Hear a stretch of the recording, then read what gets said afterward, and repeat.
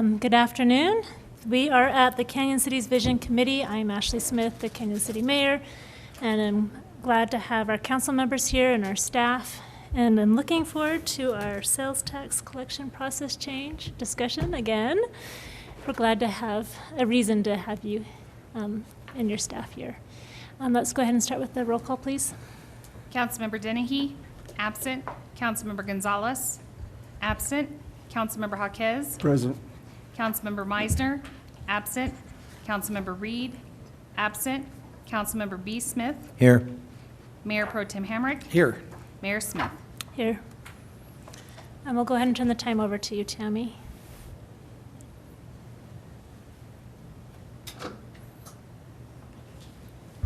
Okay, so this evening we will be discussing some of the changes that need to happen for us to move forward. Yeah, a little closer. Is that better? For us to move forward with going to state collection. How this is going to work is we will go through, finance will go through a short presentation, and then we will turn it over to Catherine to go over the things that need to be changed. And then finance can answer any questions at after that point on some of the things that Catherine will be discussing. So with that, we'll go ahead and get started. And a lot of this we've already discussed with council, so it is basically a refresher for that. Currently, as you know, we are self-collected. As we've talked about, our program is not user-friendly. Filing periods require additional paperwork for the businesses, and requires additional then for city staff. And as we've talked about, you know, what we want to do is we want to go state collected. Then we would align the filing periods with the state. It would eliminate the additional returns for businesses to file, since they would be able to file their state, county, and city sales tax all on one return. And then it overall reduces costs.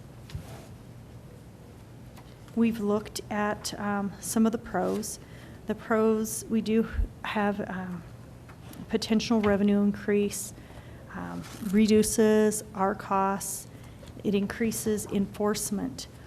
One thing that the state has provided the city the number of licensed businesses that had remitted or that have active licenses within the city, and that is showing as of earlier this week as 10,401 open licenses, which includes physical and non-physical locations. This number is up 1,600 from what they provided us in April of this year. We show a total number of active accounts as 1,774, and that's both physical and non-physical. This is up 160 from April. And then for 2019, the state showed 11,000 more returns filed for our jurisdiction than we show, because there is a site that we can go out to and look to see how many returns had been filed. So we know that we are not getting or we should assume we're not getting the taxes from everybody that we should. And by going state collected, that will help us with that. And that's where I say we will see potential revenue increases. We also think that we can save approximately $18,000 a year in fixed and variable costs, because we will eliminate sending out letters for license renewals. We'll eliminate sending out licenses. We'll eliminate sending out delinquency notices. And so without that, it will reduce our postage. It will reduce our costs of printing. It will reduce envelopes and those type of things. We will also not need to have the lockbox. Oh, yeah, and then the software as well. Then the other advantage is that the state has a very active enforcement program. And so if we know that if we have an account that we feel is not remitting like they should, we can actually notify the state, and they will look into it for us, and they will go ahead and pursue the business. Also, with the state collection, if a business submits a short payment on a return, so let's say they owed $100 in taxes and they paid $75 in taxes, the state pays the municipality and the county first before they pay themselves. And so we are guaranteed, when the payments are made, that we will get our portion of the taxes that have been collected. One of the cons is that the timing of our sales tax revenue. Right now, we get the sales tax as it's received. So if you made your payment today, we can report that money today, and that money is in our account. With the state, we will get the funds about the 10th day of the month. So if returns were due August 20th, we may not see that money in our account till September 10th. So there'll be a delay, and it will be one time a month.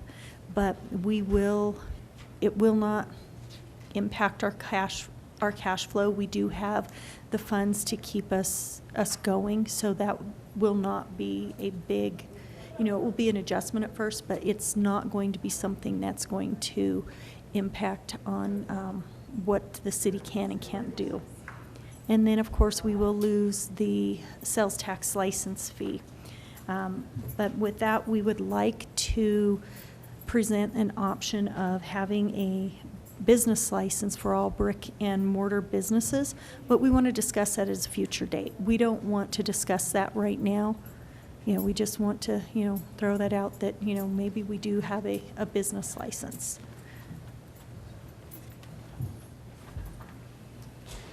What we need to have done is we need an executed agreement with the state. Our deadline is 45 days prior to January 1.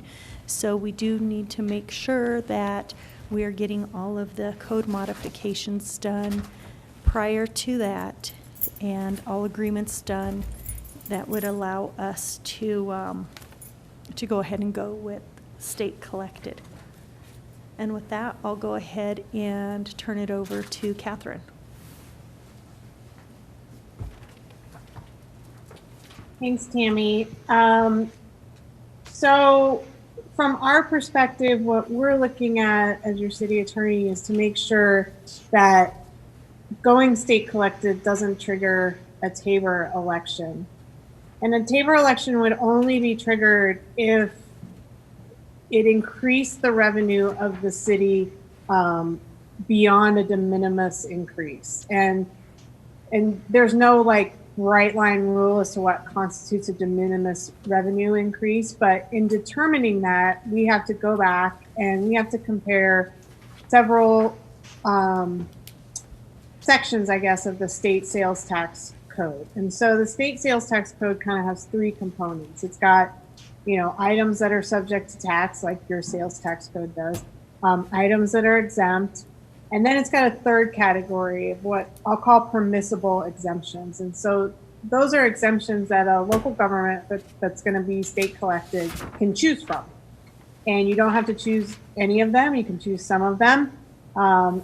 So there's a little bit of flexibility there. But what we're really looking at is items which are taxable under the state code compared to what's taxable under the city code, and what exemptions are there under the state code that maybe or that don't exist under, or actually do exist under the city code but don't exist under the state code, just to see items that we need to identify as to what might constitute or cause a sales tax increase. And then if it does create a sales tax increase, in revenue, whether or not that increase is more than de minimis.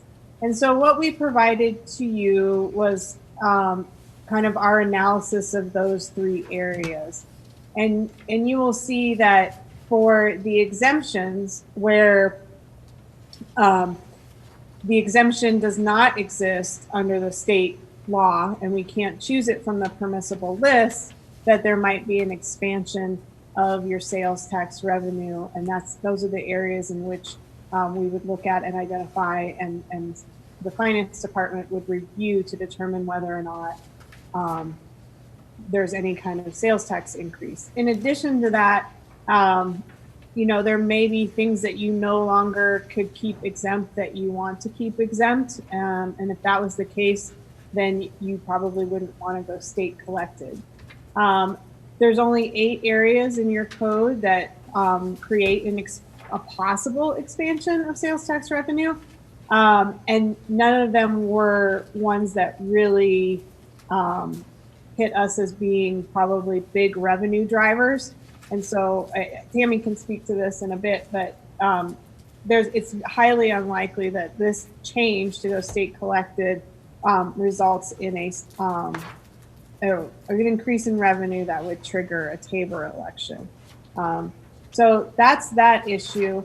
The other issue is that these permissible or discretionary exemptions, we have taken those and implemented those into the ordinance you have in front of you, which I'll talk about in more detail in a second. So that's why you'll see that list in there of exemptions in that ordinance, is that's based upon what you have today that matches your code. So moving on to that, I did provide a red line of chapter 3. It's pretty much all redlined. So I don't know how helpful it is, but to back up a little bit, the way that your code is now is the use tax and the sales tax are very intertwined, which is pretty common for a self-collected home rule. So what we had to do is we had to split those out, because the city will continue to collect its use tax internally. The state does not do that for the city. And so that had to be pulled apart completely. And so that's why this chapter 3.12 had to be almost completely rewritten, and a good portion of other chapters had to be deleted. And so what you see in the ordinance is you have, your initial section that talks about the sales tax imposed. So that's what's in the code now. You have your general 2% and then the 1% for the 2A projects. And then all the definitions that are in your code come out, because you will have to rely solely upon the state statute. So you just reference the state statute, makes things a little bit easier. And then you have in section 3.12030, you have your transactions subject to sales tax, and then you have your exemptions. So it's all tangible personal property as the state law implements, and so it's going to be subject to all the state statutes there. And then you have your list of exemptions, and that's A through G. And then there's some other general language regarding construction and building materials, the sale of personal property, so those are sections 3 and 4. And then the section 3.12040 in your ordinance talks about the determinant of the place at which sales are consummated. So this incorporates the Wayfair decision and the rules and regulations that the state has come up with.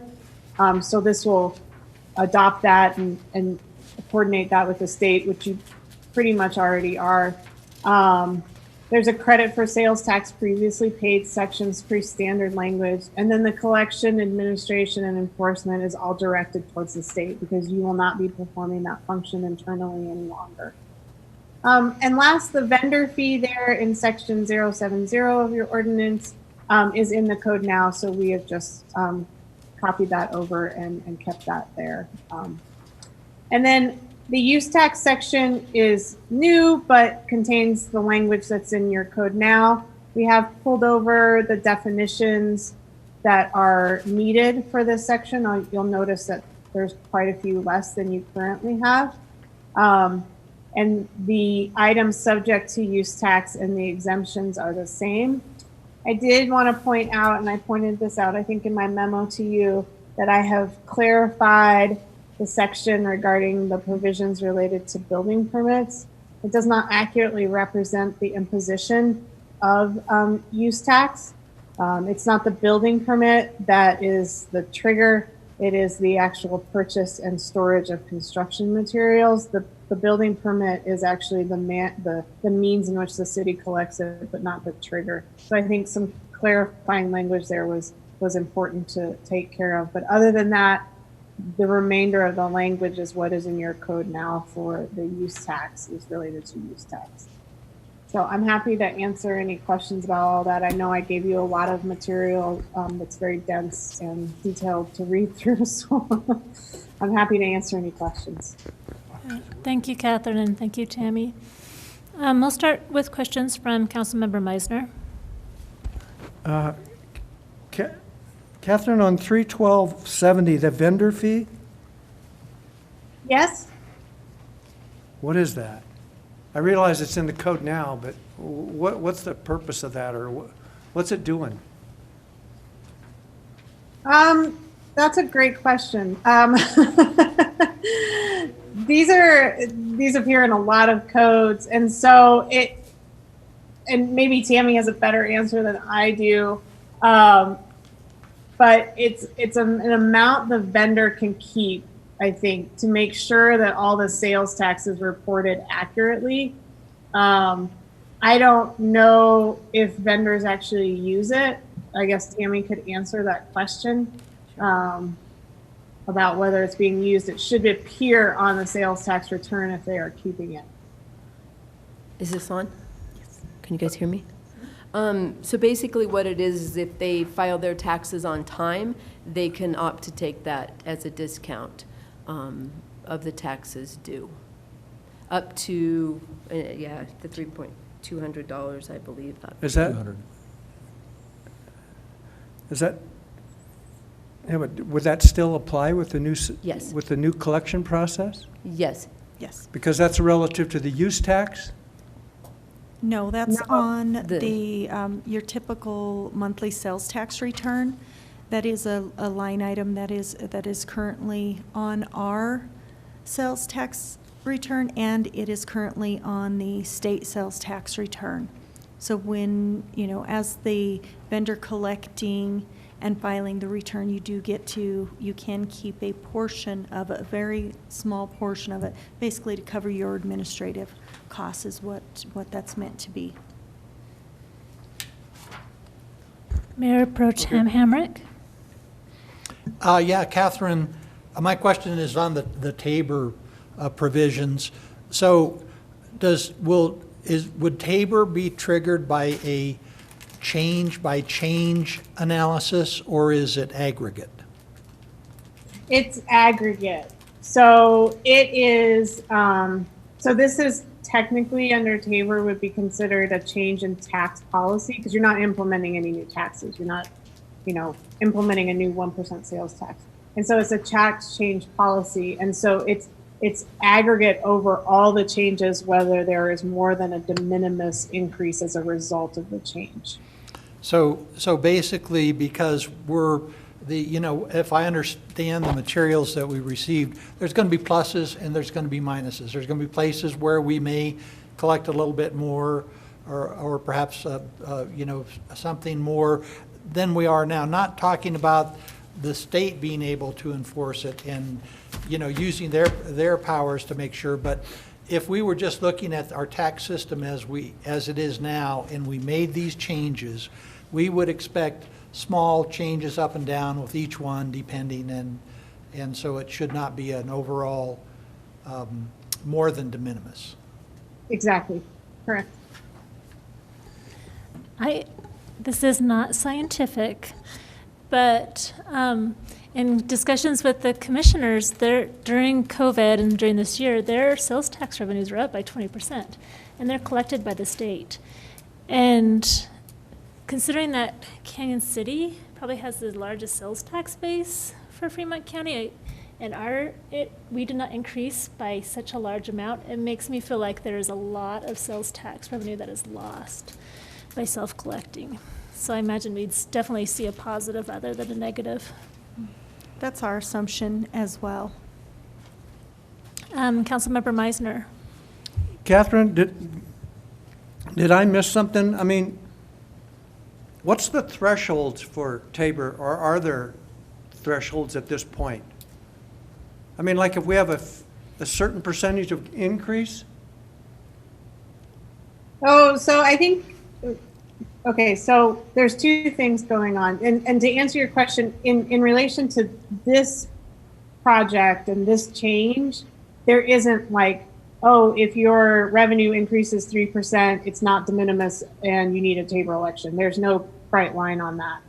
But there's another component in general to Tabor, which the city has that Tabor timeout, and that's about your base and your revenue from your increasing over your base and whether or not you would need to refund sales tax that you take in if you go over what you're allotted to increase each year.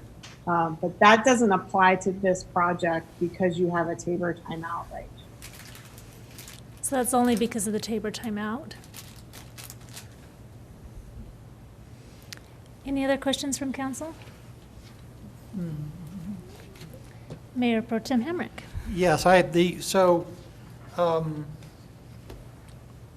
in general, when you're looking at policy changes like this that may require essentially legislation, and especially when you're dealing with revenues, a lot of times there are fiscal notes attached to the legislation that tells you what the fiscal impact is going to be, or using some basis, because in this case, we expect the changes to result in a larger sales tax collection, not because the taxes are going to be increasing on our citizens, but because the state will be ensuring that all taxes due are collected. But on the fiscal impact, so for in each of these analysis that we have, where we see that we expect that our taxes to shrink or our taxes to expand, it should be possible to put a dollar figure on that. So that's my question. Do we have something like that? The way that our current program, our current software is set up, we cannot go in and identify, let's say, coin-operated businesses, because we don't have a category for a coin-operated business. When businesses remit their sales tax to us, they also don't say this is for coin-operated portion of a business. So to go in and say that we can give you the numbers on those areas, we can't. We cannot easily get that information. I honestly don't think we can pull that information out.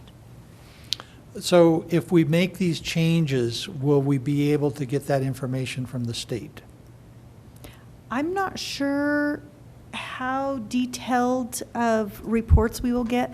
A lot of the information that the state has, they will not release to us right now because we are not collected by them. And so it's just like if anybody tries to get information from us, we don't release sales tax information. We can release a broad statement that says sales tax is up or sales tax in retail industry, you know, that business sector is up.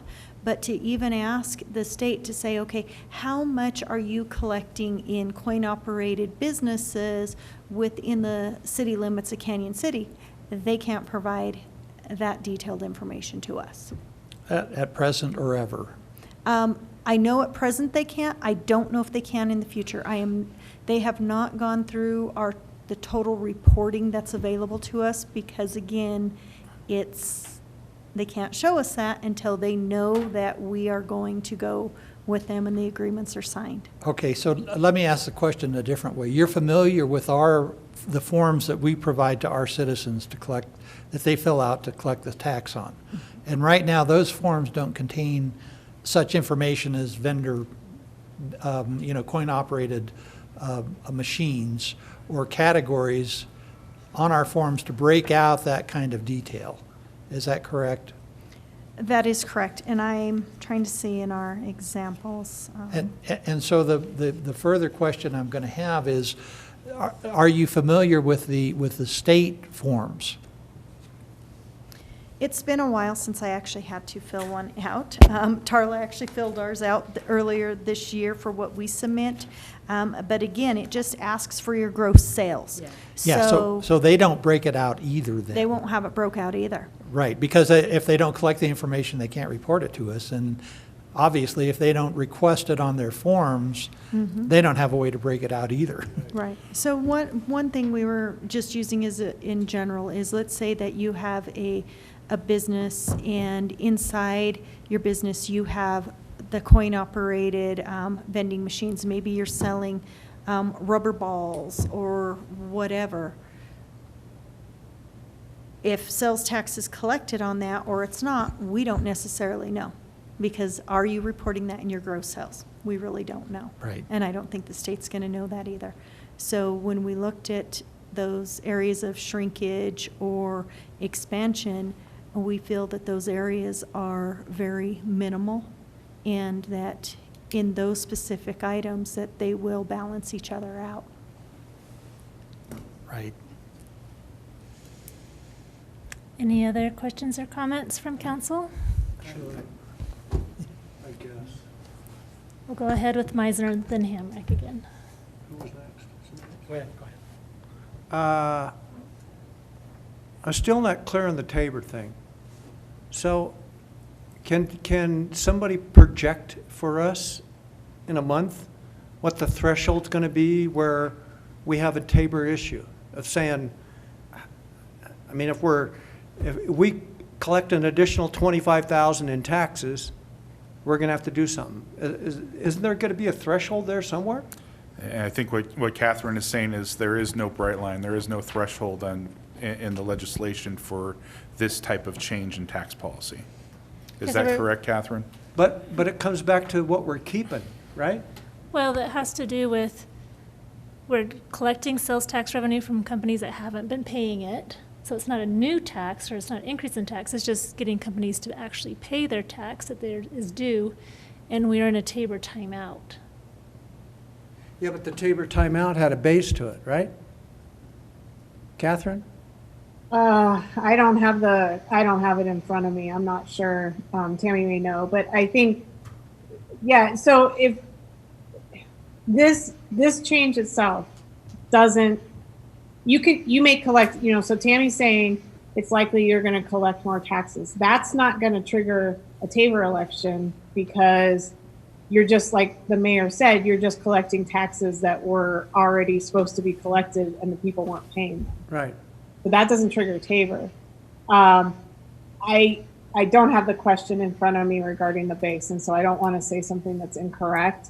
And Tammy can please jump in here and correct me if I'm wrong. I mean, I think you're still monitoring your base as you go along, even though you're in the Tabor timeout. But when you come out of it, I can't remember exactly how, if you come out of it, how your base is established again. When we come out of a Tabor timeout, Yeah, when it expires, if you don't get another extension, how your base is then established, your new base level is established, so that the following year you can Oh, I see determine what whether or you're not you need to refund anything. Hopefully somebody would track that. Mayor Pro Tem Hamrick. So this gets a little bit stickier here, because really we're talking about essentially increasing enforcement to make sure that taxes that are owed are remitted. Okay, we're also talking about changing our some of the exemptions that we have in our code right now, and those exemptions, if we pass this, will go away. And one of those exemptions is for youth-operated businesses. Right now, we do not require a sales license for youth-operated businesses. They're exempt. But if we pass this, they are no longer exempt, because the state has no similar exemption, if I understand that correctly. And I believe the youth-operated businesses, we changed to match the state's Right. code. Well, it's actually, that one's like kind of complicated, so. Good job. We modified our code to pass, to comply with a state law that was passed that only applied to local governments and didn't actually apply to the state. We don't believe that the state collects sales tax at all from minor businesses because they have no process to do so, and they've passed this legislation that prevented us from doing so. So we haven't been able to find anything that requires minor operated businesses to pay state sales tax. So the exemption actually would continue even though it's not expressed. That one's a little odd. So it's essentially, it's an exemption by policy by the state to not, right? Way to put it. So some of them are, it depends on, so what are you on, D? Yes, those are, so as I understand Exhibit D, those are the places where we differ from the state, and that either it's going to be no change in what we get, and that's indicated by the equal sign, or on this particular document, Exhibit D, it could be that we end up collecting a I little see. more money. Okay, thank you. Okay, is So how I that does understand. make 37 an expansion, if in fact the state. Yeah, but, so that was where my question was going, is if we choose not to enforce, we could enforce all of these rules on everybody to the utmost of our ability within the city. But if we choose not to, if we choose by policy to ignore the non-exemption of youth-operated businesses, there's not going to be anybody to collect it, and we're certainly not going to be sending people out around to say, oh, okay, Mr. Lemonade Seller, where's your license, We definitely don't want to be in that. But, so we're going to be the same place the state is, even though they're non-exempt. This will make them non-exempt from having to get a sales tax license. By policy, we can choose not to enforce, essentially. Right, and I imagine that most of realistically, the enforcement that will take place is from online sales. Essentially, yes. Yeah. Right. And I think that goes back to Mayor Pro Tem Hamrick's previous statement about the ability or having the capacity to enforce some of these things. We do not have the capacity to track down every online retailer and make sure that they're remitting to Canyon City, whereas the state has already set up a system to do some of that. So, so if I understand this correctly, there's a lot of people that have state sales tax licenses, but not city. And that's where the discrepancy is falling. So if we can't force them to get a city sales tax license, how are we going to enforce them getting a city business license? That will be something we'll have to work through. Okay. That's why we want to come back at a future date and discuss that. That's just, something that we were looking at to possibly help offset. Not that I'm the- opposed to a city business license, because I think that a lot of I know Florence does a city business license because they're state collected. I'm just wondering what the enforcement looks like if that's going to infringe on the money we would be saving. If it's going to offset to just an idea. Right. I think, when it comes to business licenses, and we've been running into this recently, there are parts of that code that has not been changed since 1992, and there's a lot of it that's very antiquated and doesn't make sense today. And, we're doing a lot of code rewrite right now. I think in the near future, you'll probably see staff going forward with a rewrite of how business licenses are done, and we'll bring recommendations forward at that time. All right, so are we feeling comfortable with moving this on to a city council meeting for approval? Yes. Mayor, Yes? if I may, I'd like to go back to Councilmember Meisner's question regarding the base. I have the question up in front of me now, so I can talk at least somewhat intelligently about it. So it currently expires in 2029. And so your base will be reestablished on January 1st, 2030 at an amount equal to your revenue received during 2029. So that's how it will be reestablished. So right now, your revenue can increase without triggering Tabor. Yeah, and we're really grateful for our community for lifting the Tabor from us. This is a huge benefit for us. Hopefully, it'll be as we grow as a city too. Are you comfortable with moving on? Oh, Councilman? My question is Okay. going to be this. With us going ahead and going along with what we're looking forward to do, what is the basic, I guess, good points with regards to the collections of sales tax and everything as it pertains to the city of Canyon City with all the regulations that the state has? What's our benefit for going along with what has been presented to us right now? We have a few benefits. One of those is the ability to capture more of the online sales. Like Mayor Smith has mentioned, other communities around us or in Fremont County have seen a larger increase in sales tax collections during COVID than the city has. They're state collected. And so you can assume then that there's a lot of the online retailers that are not remitting to us. And we have no way of knowing who they are. So by receiving that increased revenue, that is huge for the city.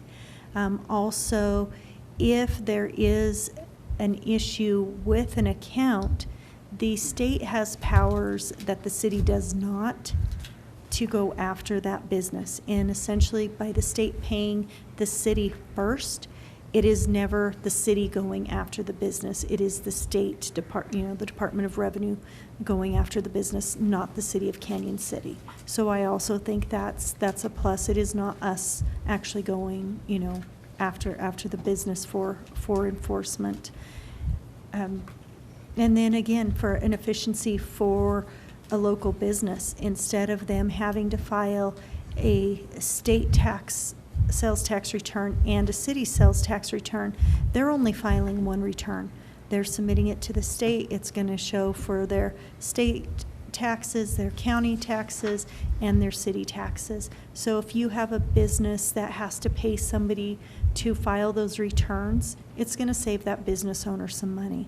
And then also the businesses right now that fall under quarterly filing with the state that we require to file monthly, they will no longer have to file monthly with us. They will go along with the state. So it will help the business owners as well reduce some of their costs. So I Thank think you. those are huge pluses. Any further questions? One other, I just like to make a, statement. This looks like an awful lot of work. It looks like it was a pretty good collaboration between staff and our attorneys. It looks like most of the written product that we have probably came from the attorneys, and I'd like to say, hey, good job. This is, by going through these materials, it was clear to me what the issues were and what we're doing and what we hope to achieve here. Ditto. Yeah, absolutely. Many thanks. We appreciate it. Sounds like we're ready to move this forward. Thank you, Catherine and Tammy and Tarla. We really appreciate the work that has been done.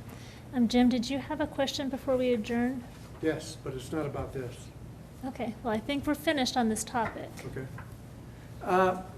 Back to this memorial thing that we had the other night, I'm really confused as to the relevance of the 2-year waiting period between the death. I mean, if you stop and think about having to wait 2 years, I'm not sure why that is. So they can. There's a couple provisions in there. So there's a 2-year waiting period, and I think there's a 5-year for retirement or something. Yeah, there's some and/or clauses in there as well. I think the idea behind that is really about making sure that you're not just making a rash decision right after somebody's death and, an emotional decision. And if it's still relevant, and if you want to change the time from 1 year to 2, or 2 years to 1 year or something like that, was certainly, we can do what council wishes. But I think the idea is to have a little bit of a cooling off period after a death to make sure that the prominence of making a decision like that is still as important a year or two later as it is right after that death has happened. And that's pretty common practice. Oh, really? Through the cities, we did a lot, Cindy did a lot of research on it, so we've, That was actually the least amount of the times that they were giving. I took the lesser of the times out of all that I looked at. but I said we can have lots of Okay, I opportunities just for want to bring it amendments. up for thought. Okay. It doesn't make sense. All right, well, thank you, council. We appreciate your time, appreciate staff, and this meeting is adjourned.